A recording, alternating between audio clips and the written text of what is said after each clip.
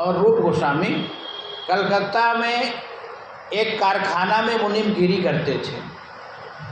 तो एक दिन क्या हुआ कि रात्रि में नौकर भाई शरबत इनको पिलाने का था, तो वो आप देखो चीनी जो है सफ़ेद चीनी पीसी और मैदा एक जैसा होता है, तो रात में बेचारे समझ नहीं पाए, चीनी के स्थान पर मैदा ही घोर के शरबत पिला दिए इनको, जीव गोस्वामी रूप गोस्वामी दोनों को।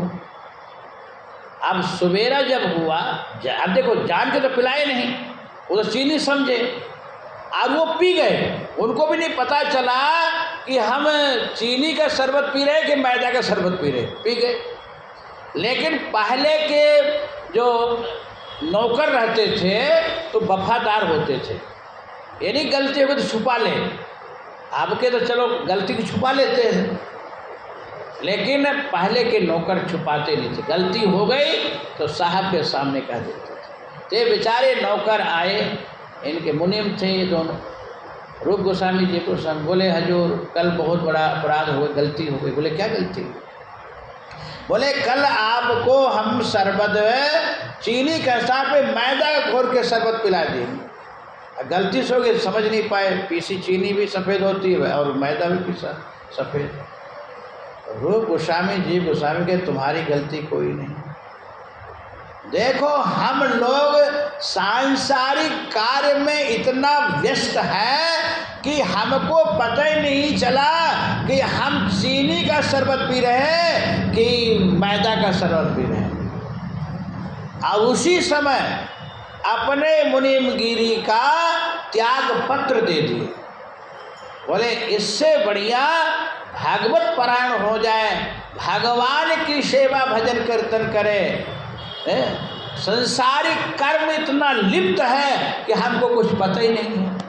यदि परमात्मा के भजन में लिप्त हो जाए तो मेरा भाव से बेड़ा पार हो जाएगा, मेरा कल्याण हो जाएगा। तो ये दोनों फिर भागे, रूप गोस्वामी जी गोस्वामी बोले अब छोड़ो, यहाँ वृंदावन भागे और वृंदावन में आकर के भगवत भजन आराधना करने लगे।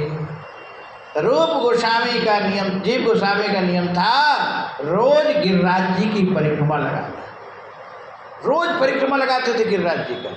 अब आजकल तो देखो हम ही, अब आपको तो छोड़ो, हम ही परिक्रमा लगा रहे, पहले तो लगाए वृंदावन में जब रहे पैदल लगाते थे, लेकिन अब हम शरीर भारी के कारण गए तो रिक्शा टेम्पो से लगाए, भगत कार से लगाए गए, भक्तों के साथ में गए, तो क्या परिक्रमा है।